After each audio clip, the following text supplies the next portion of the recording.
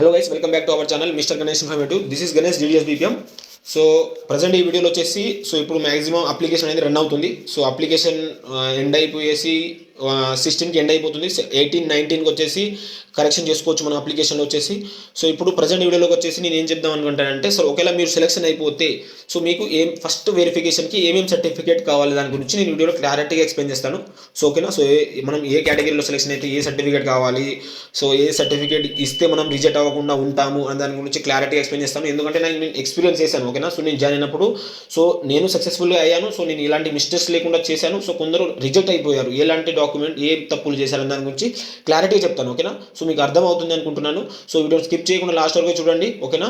So ఇంకా వీడియోని like చేయకపోతే లైక్ చేసుకోండి. ఛానల్ని సబ్స్క్రైబ్ చేసుకోకుండా చూస్తుంటే మాత్రం ఛానల్ని సబ్స్క్రైబ్ చేసుకోండి. ఓకేనా. సో ఫస్ట్ వచ్చేసి నేను చెప్తున్నాను. ఫస్ట్ మెరిట్ లిస్ట్ వచ్చేసి మాక్సిమం ఈ మంత్ ఎండింగ్, ఫిబ్రవరి ఎండింగ్ లేదా మార్చి ఫస్ట్ వీక్లో అయితే వచ్చే ఛాన్సెస్ ఉంటుంది ఫ్రెండ్స్. ఓకేనా. మార్చ్ ఫస్ట్ వీక్ అయితే క్రాస్ అవ్వదు, మార్చ్ ఫస్ట్ వీక్లో వచ్చేస్తుంది. మహా అంటే మంత్ ఎండింగ్లో వచ్చినా వచ్చేస్తుంది. ఓకేనా. సో ఇప్పుడు మెరిట్ లిస్ట్ రాగానే సో మీ దగ్గర సర్టిఫికేట్ ఏమేమి ఉండాలంటే, ఒకవేళ మీరు కానీ కొందరు వచ్చేసి యూఆర్ కేటగిరీలో సెలెక్షన్ అవుతారు, కొందరు వచ్చేసి వాళ్ళ కేటగిరీలో సెలెక్షన్ అవుతారు, అంటే ఎస్టీ వాళ్ళు ఎస్టీ కేటగిరీలో అలా. సో ఫస్ట్ వచ్చేసి మీరు ఒకవేళ యూఆర్ కేటగిరీలో సెలెక్షన్ అయితే, సో మీరు కానీ ఓపెన్ కేటగిరీ, యూఆర్ అంటే అన్రిజర్వ్డ్ కేటగిరీలో సెలెక్షన్ అయితే మీ దగ్గర వచ్చేసి క్యాస్ట్ సర్టిఫికేట్ ఉండాల్సిన అవసరం ఏం లేదు ఫ్రెండ్స్. ఓకేనా. క్యాస్ట్ సర్టిఫికేట్ ఉండాల్సిన అవసరం ఏం లేదు. అది వదిలేసి మిగతా వచ్చేసి 10th మేము మీ దగ్గర పక్కా ఒరిజినల్ ఉండాలి ఫ్రెండ్స్. ఓకేనా. కాలేజ్లో ఉంది అక్కడ ఉందంటే వాళ్ళు ఒప్పుకోరు. మీ దగ్గర ఒరిజినల్ పక్కా ఉండాల్సింది 10th మేము, ఎస్ఎస్సి మేము వచ్చేసి. నెక్స్ట్ వచ్చేసి మీ ఆధార్ కార్డు ఉండాలి. ఓకేనా. సో మీ ఆధార్ కార్డు ఉండాలి. సో మీ ఆధార్ కార్డు వచ్చేసి అప్డేట్ చేసుకోండి. సో మీ అందులో మీ నేమ్ కానీ మీ మెమోలో నేమ్ ఎలా ఉందో సేమ్ అలానే ఉండాలి ఆధార్ కార్డులో. ఆధార్ కార్డులో డేట్ ఆఫ్ బర్త్ కానీ మీ నేమ్ కానీ మీ ఫాదర్ నేమ్ ఉంటే ఫాదర్ నేమ్ కానీ సో అలా కరెక్ట్గా ఉండేటట్టు చూసుకోండి. ఓకేనా. ఆధార్ కార్డు ఉండాలి. సో ఆధార్ కార్డుతో పాటు ఇంకోటి వచ్చేసి మెడికల్ సర్టిఫికేట్ ఉండాలి ఫ్రెండ్స్. ఓకేనా. సో మెడికల్ సర్టిఫికేట్ ఎలా బ్రో అని చాలామంది అడుగుతున్నారు. సో ఓకేనా. మెడికల్ సర్టిఫికేట్ వచ్చేసి మీరు ఏ బుక్ స్టాల్లో అయినా కానీ ఎక్కడైనా వెళ్ళి మెడికల్ సర్టిఫికేట్ అడిగారనుకో వాళ్ళు ఇచ్చేస్తారు. నేను యూజ్ చేసింది కావాలనుకుంటే కింద డిస్క్రిప్షన్లో దాని యొక్క లింక్ ఇచ్చాను, దానికి క్లిక్ చేశారనుకో మీకు పీడిఎఫ్ ఫార్మేట్ వచ్చేస్తుంది. ఓకేనా. సో ఆ పీడిఎఫ్ తీసుకువెళ్ళేసి మీ యొక్క డిస్ట్రిక్ట్ హాస్పిటల్ ఉంటుంది కదా, సో డిస్ట్రిక్ట్లో హాస్పిటల్ ఉంటుంది కదా, సో లేదా మీ ఏరియా హాస్పిటల్లో వెళ్ళకండి, మాక్సిమం డిస్ట్రిక్ట్ హాస్పిటల్లో వెళ్ళండి. సర్జన్ అని డాక్టర్ ఉంటారు, వాళ్ళతో మాత్రమే సైన్ చేయించండి. నార్మల్ ప్రైమరీ హెల్త్ సెంటర్ ఉంటాయి కదా, అక్కడ వెళ్ళకండి, అవి అప్రూవ్ చేయరు కొందరు. సర్జన్తో సైన్ చేయించండి. ఓకేనా. సర్జన్ దగ్గర వెళ్ళారనుకో, మీ డిస్ట్రిక్ట్ హాస్పిటల్లో వెళ్ళారనుకో, ఏరియా హాస్పిటల్లో అక్కడ మీకు తప్పకుండా దొరికిపోతుంది. ఓకేనా. సో వాళ్ళు సైన్ చేస్తారు, ఎంతో అంత ఇస్తారు. సో మీ వర్క్ చేయించుకోండి. మెడికల్ సర్టిఫికేట్ పక్కా ఉండాలి. సో మెడికల్ సర్టిఫికేట్లో మీరు చూసుకోవాల్సింది ఏంటంటే, డాక్టర్ ఒక సైన్ చేస్తారు, సైన్ కింద కొందరు డాక్టర్ వచ్చేసి డేట్ పెడతారు. ఆ డేటు మీరు ఆ మెడికల్ సర్టిఫికేట్ పైన రాసే డేటు రెండు మ్యాచ్ అవ్వాలి ఫ్రెండ్స్. ఒకటే డేట్ ఉండాలి. సో మా ఫ్రెండ్ వచ్చేసి ఆ డేట్ సపరేట్గా ఉందని వాళ్ళని కొందరు రిజెక్ట్ చేసిన వాళ్ళు కూడా ఉన్నారు.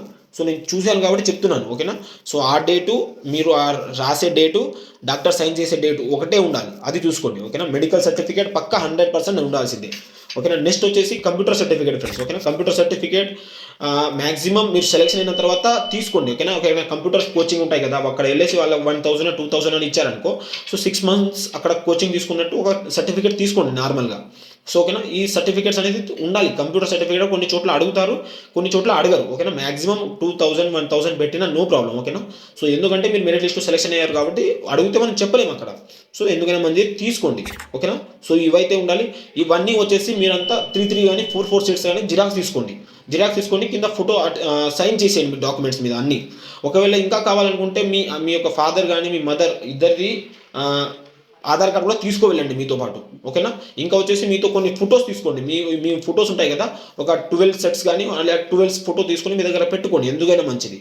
ఓకేనా. ఇవి అయితే మీ దగ్గర ఉండాల్సిందే ఫస్ట్ డాక్యుమెంట్ వెరిఫికేషన్లో. ఓకేనా. సో ఇప్పుడు వచ్చేసి ఒకవేళ మీరు కేటగిరీలో ఎస్టీ కానీ ఓబీసీ కానీ కేటగిరీలో సెలెక్షన్ అయితే మీ దగ్గర క్యాస్ట్ సర్టిఫికేట్ తప్పకుండా ఉండాలి ఫ్రెండ్స్. 100% మ్యాండటరీ అది. మీ దగ్గర క్యాస్ట్ సర్టిఫికేట్ ఉండాల్సిందే. ఓకేనా. సో ఎస్సీ ఎస్టీ అయితే 5 years సరిపోతుంది, 5 years ఓల్డ్ అయినా కూడా. బట్ ఓబీసీ ఈడబ్ల్యూఎస్ అయితే ఈ ఇయర్తో మాత్రమే ఉండాలి. 2026 ఇయర్ సర్టిఫికేట్ మాత్రమే తప్పకుండా 100% అదే ఉండాలి. అప్పుడే వాళ్ళు అప్రూవ్ చేస్తారు మిమ్మల్ని. ఓకేనా. సో ఇది ఉండాలి. దాని తర్వాత వచ్చేసి మళ్ళీ మీ దగ్గర ఎస్ఎస్సి మెమో ఉండాలి. ఎస్ఎస్సి మెమోతో పాటు ఆధార్ కార్డు ఉండాలి. ఆధార్ కార్డుతో పాటు మళ్ళీ మెడికల్ సర్టిఫికేట్తో పాటు కంప్యూటర్ సర్టిఫికేట్. ఈ 5 సర్టిఫికేట్స్ మీరు దగ్గర ఉంచుకోండి, ఇప్పుడే ఉంచుకోండి. ఓకేనా. ఒకవేళ మీరు క్యాస్ట్ మీరు కేటగిరీలో సెలెక్షన్ అయితే క్యాస్ట్ సర్టిఫికేట్ ఇవ్వండి, లేదంటే మీరు ఇవ్వాల్సిన అవసరం ఏం లేదు, వాళ్ళు అడగరు. దాంతోపాటు మీ మమ్మీ డాడీ యొక్క ఆధార్ కార్డు కూడా మీ దగ్గర పెట్టుకోండి. దాంతోపాటు మీ యొక్క ఫొటోస్ పెట్టుకోండి.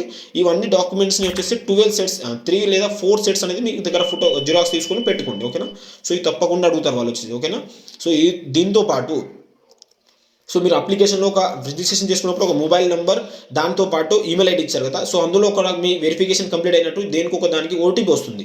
సో ఆ రెండు మీ దగ్గర ఉన్నట్టు చూసుకోండి, ఓకేనా. ఎందుకో దేనికి ఒక దానికైనా ఓటీపీ సెండ్ చేస్తారు, ఓటీపీ వస్తుంది. అది ఇచ్చిన తర్వాతనే మీది ఒకటి సబ్మిట్ అవుతుంది, ఓకేనా. దాని తర్వాత మీకు ఒక స్లిప్ ఇస్తారు వాళ్ళు, మీ ఫస్ట్ డాక్యుమెంట్ వెరిఫికేషన్ అయిపోయినట్టు స్లిప్ ఇస్తారు.